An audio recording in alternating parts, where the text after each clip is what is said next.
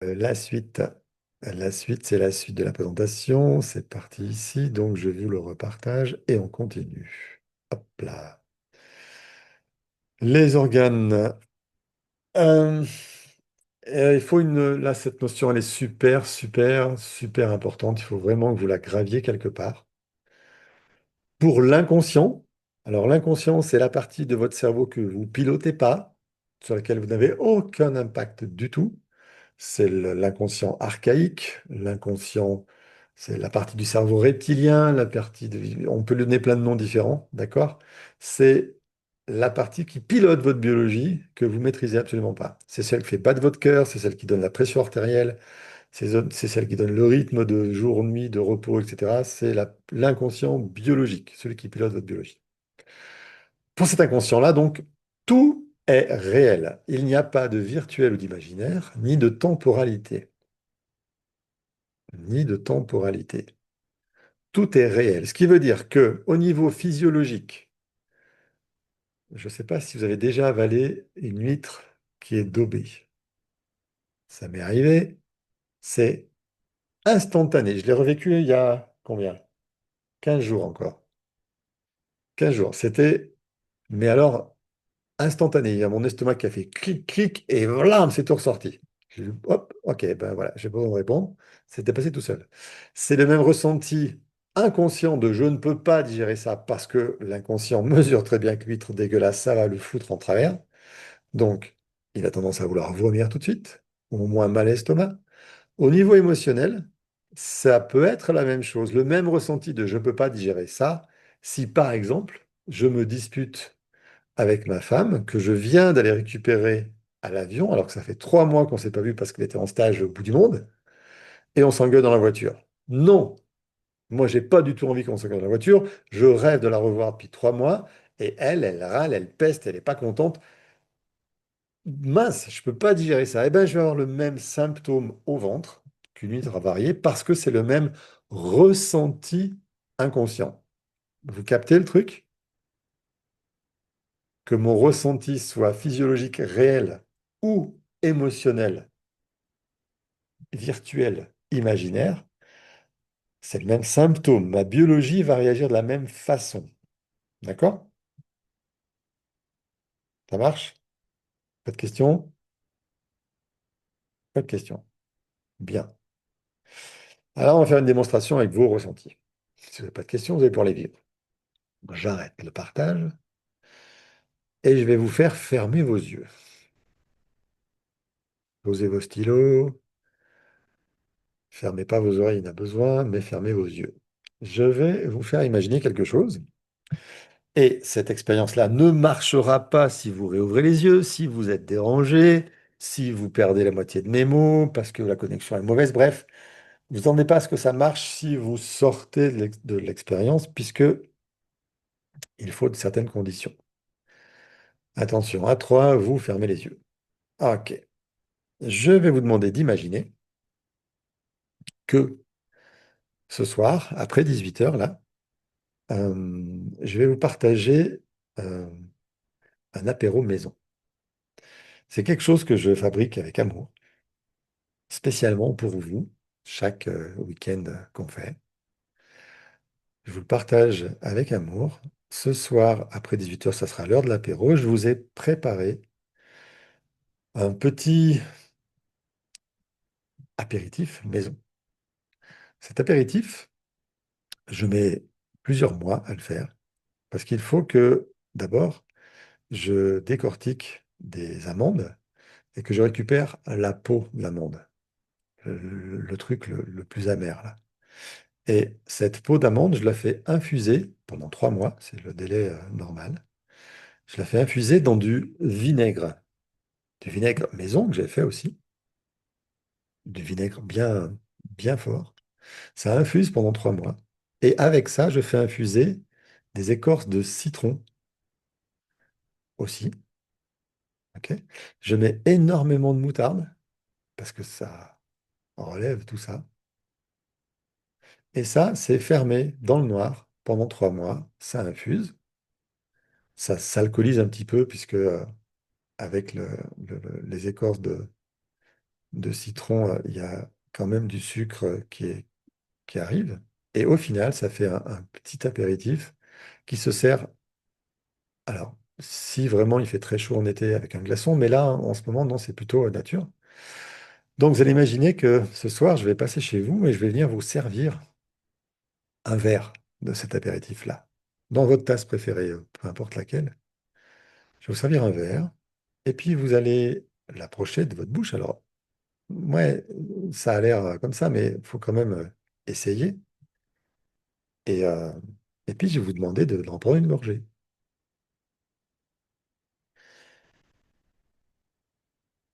Et quand vous avez pris la gorgée, vous allez attendre juste un instant et me dire qu'est-ce qui se passe? Quelle est votre réaction biologique dans votre bouche? Qu'est-ce qui se passe quand vous avalez cette gorgée dans votre bouche? Là, vous pouvez réouvrir les yeux et m'écrire la réponse. Qu'est-ce qui se passe dans votre bouche quand vous avalez cette gorgée de cet apéritif que je suis venu vous apporter là à l'apéro? Ça bloque, ça brûle, ça dégoûte, c'est fort et acide. Non, ça, c'est ce que vous ressentez. Moi, je vous demande ce qui se passe dans votre bouche. Pour une fois, j'ai pas besoin d'un ressenti. Quelle est la réaction biologique dans votre bouche? Qu'est-ce qui se déroule? Je salive pour Angélique, ça brûle. Je salive pour Steph, ça pique. Ok, ça brûle la gorge, la salive. Ok. Alors, envie de vomir, ouais, ok. Ça brûle, ça pique, c'est fort et acide, oui, bah, c'est ok, ça brûle, ça pique, c'est dégoûtant, mais ça, c'est pas une réaction, c'est un ressenti. La réaction elle est plus dans je salive, j'ai envie de vomir. Et Maud, pour ma part, j'ai salivé en premier, ensuite impression d'épaisseur et un étonnement. Ok, bien, bien. Il y a quelqu'un d'autre qui partage la bouche pâteuse pour Lola, ok. Mais ça, c'est l'épaisseur de la moutarde, la bouche pâteuse, ça rend là, c'est la pâte, ça. Ça dégoûte, ça bloque. Nanana, ok. Ensuite, il y en a d'autres choses ou des gens qui ont quelque chose à partager? Il y a sûrement des gens qui sentent rien, en fait, pour qui ça fait rien. Confus. Alors là, confus, là, c'est vraiment dans la tête. Muriel, c'est absolument pas biologique dans la bouche. Confus. Alors, à moins que tu vas écrire confiture. Euh, c'est nouveau pour Corinne. Ça peut repartir aussi sec. Ça peut repartir aussi sec de quoi? Ah, c'est dégoûtant, ça vomit. Ok. Là, c'est le vomissement. Ça marche. Ok. Bien. Alors, ouvrez vos caméras, s'il vous plaît. Je veux voir vos têtes là, parce que c'est vraiment très intéressant. J'en ai que 4 têtes, même pas 2. 2 sur 40. Sérieusement, vous me prenez pour qui? Je vous fais peur à ce point-là? Vous me faites pas peur, moi. J'ai pas peur. Euh, Allez, rallumez un peu vos caméras. Sortez de votre sieste. C'est 15h40 là. On est au temps de se mettre au boulot. Bien, je vais vous poser une question. Dites-moi, vous n'êtes pas un peu fous ou folles les unes les autres? Vous arrivez à ressentir un truc dans votre bouche, vous avez une réaction absolument horrible, ça pique, ça brûle, c'est dégoûtant, je vais vomir, gna gna gna gna, je salive, alors vous avez rien dans la bouche. Et j'ai dit tout à l'heure, ce soir à 18h. Est-ce que c'est 18h? Non, c'est 15h41. Il n'y a pas quelque chose qui déconne chez vous? Ben non, en fait, il n'y a absolument rien qui déconne. C'est juste, mais je ne vous ai pas laissé le choix, non. Je ne vous ai pas laissé le choix d'avaler parce que vous n'avalez pas, ça ne marche pas. Par contre, euh, je vous ai dit tout à l'heure à 18h. Je vous ai dit, je vais passer chez vous, vous le servir. Vous croyez que j'ai le temps de faire le tour de la France à 18h pour vous les servir un verre? C'est pas possible. C'est réellement, consciemment pas possible. Seulement, comme je vous place dans l'histoire où j'ai fait ce truc pour vous, bon, ok, elle a fait ce truc pour nous, ben, vous imaginez en fait. Exactement. Vous imaginez ce qui va se passer. Et parce que vous imaginez, vous y êtes. Et vous y êtes biologiquement.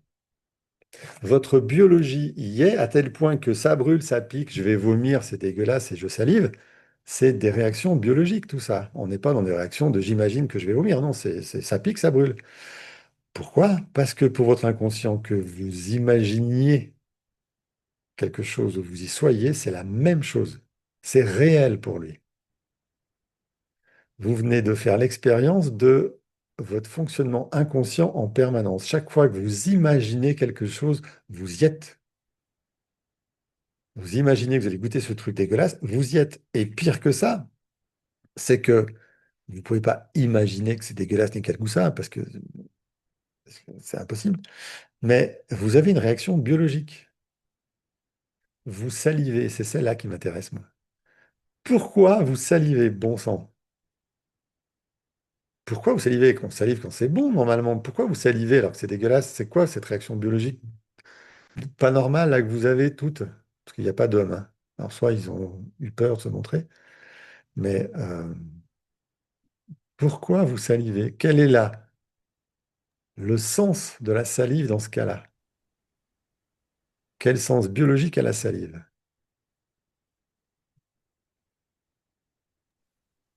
Pourquoi cette réaction biologique de ça? Céline me dit, à chaque fois que je vois ou j'imagine de la vinaigrette, en tout cas acide, je salive. C'est pour faciliter la digestion? Non. Pour identifier? Non plus. On salive? Non, non plus, c'est pas envie de vomir. Pour aider à avaler. Non.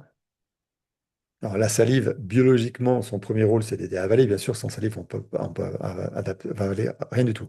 Ça, c'est un des sens, une des fonctions biologiques de la salive, c'est aider à avaler. Mais là, dans ce cas-là, c'est pas pour aider à avaler. À quoi ça sert la salive dans ce sens-là? Non, vous trouvez pas. Les autres trouvent plus vite que vous quand même. Pourquoi vous trouvez pas, vous, pour la digestion? Non, non, Pour c'est pas diluer la... les gras. Oui, diluer. La salive, elle sert à diluer. Elle sert à que ça soit moins acide. C'est le seul moyen biologique que vous avez de diluer ce truc dégueulasse dans la bouche, que ce soit moins fort, moins piquant, moins tout ça. La salive, dans ce cas-là, elle vous sert à diluer. Tiens, voilà, Steph, elle boit un truc tellement c'est dégueulasse. Elle sert à diluer cette salive. Votre réaction biologique de saliver, c'est pour diluer ce truc infâme que vous êtes vous-même forcé à boire pour me faire plaisir. En tout cas, imaginez. Donc, mesurez un petit peu ce que vous faites là.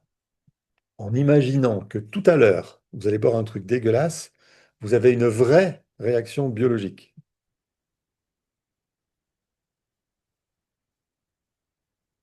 C'est un peu bizarre, hein? Eh bien, c'est ce que vous faites en permanence.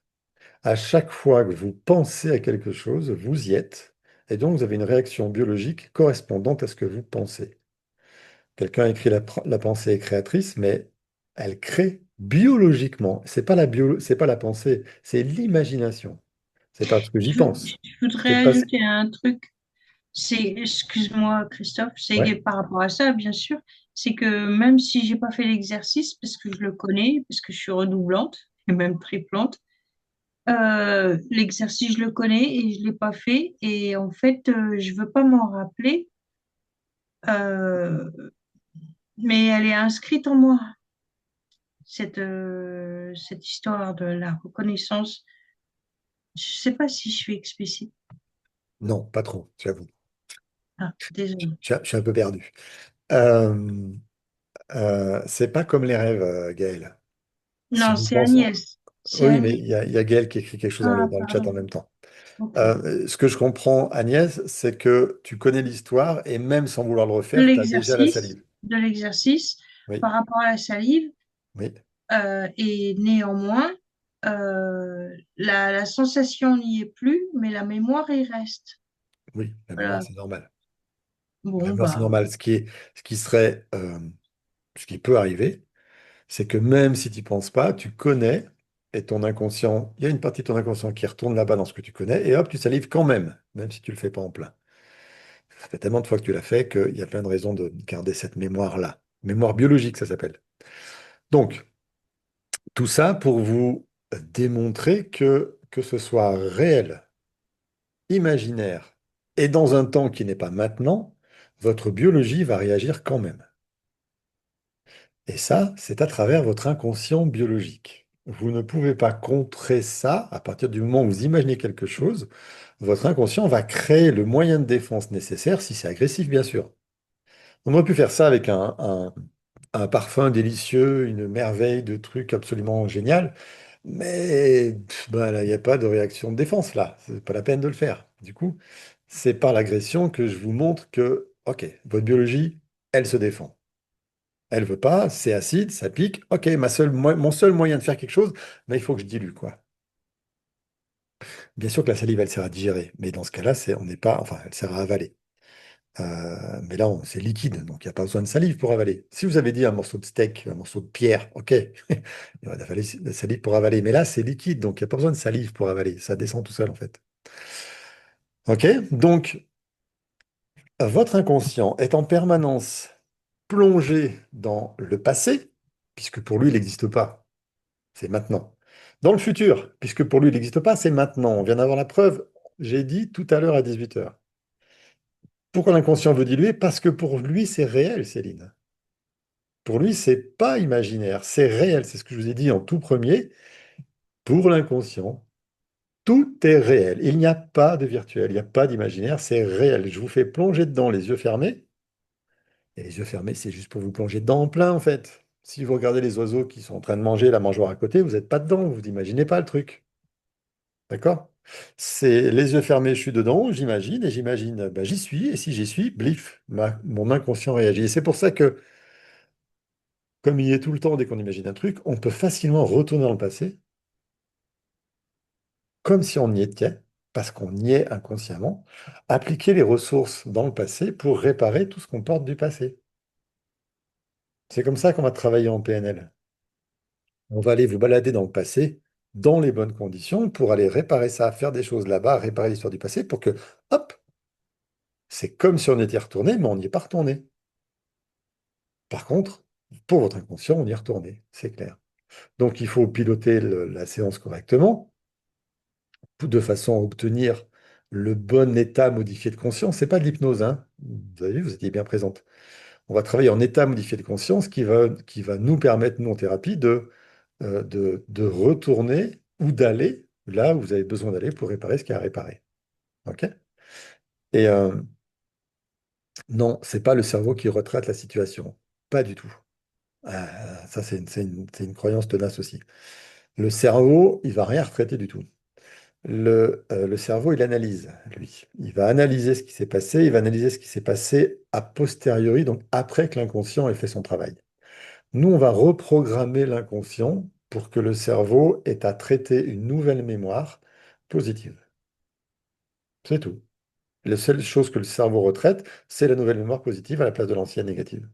Et ça prend un cycle circadien ou pas, donc une nuit ou pas une nuit, mais bref, ça prend très peu de temps.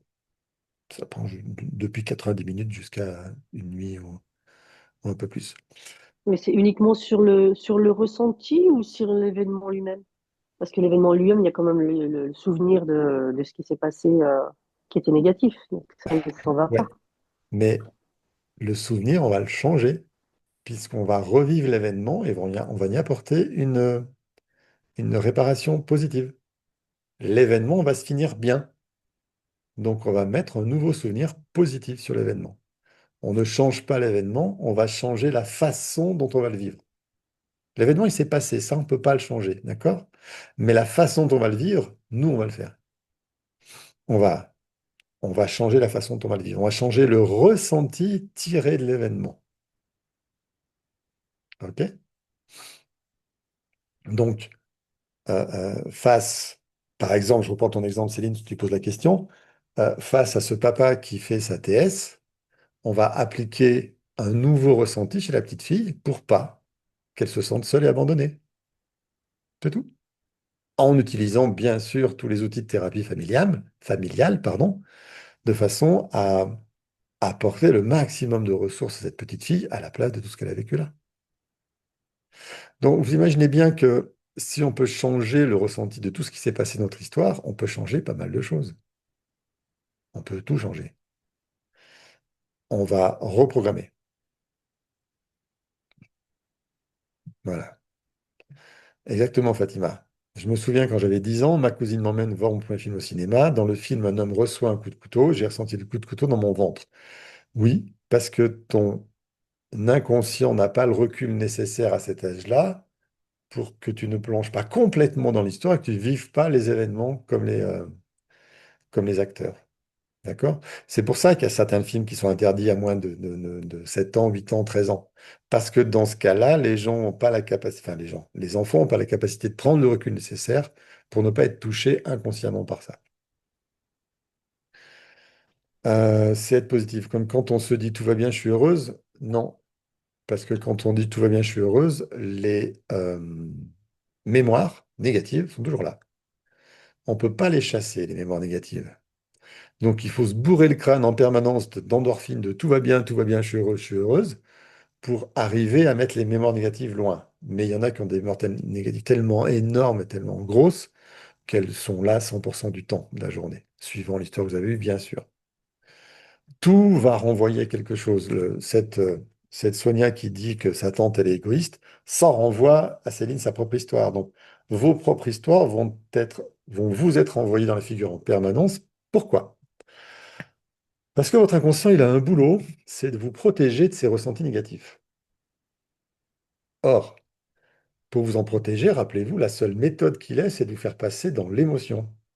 Parce que l'émotion elle est tellement loin au-dessus du ressenti négatif que l'émotion, c'est pas grave. Donc, votre inconscient va vous faire ressentir des émotions pour ne surtout pas les plonger dans le ressenti négatif. Donc, ça va vous brasser, ça va vous toucher, ça va être désagréable, vous allez avoir peur, vous allez être... oui, Karen, l'inconscient, c'est à la fois le cerveau limbique et le cerveau reptilien. Mais j'ai pas d'image de ça et je sais pas où elle est, donc je ne la sortirai pas, mais c'est exactement ça. L'inconscient, c'est le cerveau limbique, le cerveau reptilien, c'est pas le cortex en fait. Notre cortex, il nous sert à analyser, il est présent tout le temps, discuter avec lui, à penser, à réfléchir, mais pas à imaginer. L'autre, c'est limbique et reptilien. Qu'est-ce que j'ai tout lu? Vous avez de la chance, hein, parce que d'habitude, je suis pas en ligne. Je suis dans une salle et je lis jamais les commentaires. Là, vous avez de la chance que je puisse les lire. Euh, ok, bien. Maintenant que vous avez compris ça, on va aller plus loin. On va aller plus loin, il faut que je vérifie mon truc avant, parce que faut pas que je fasse n'importe quoi. Ouais, on va aller plus loin, on va parler du décodage biologique. On va faire une petite coupure là.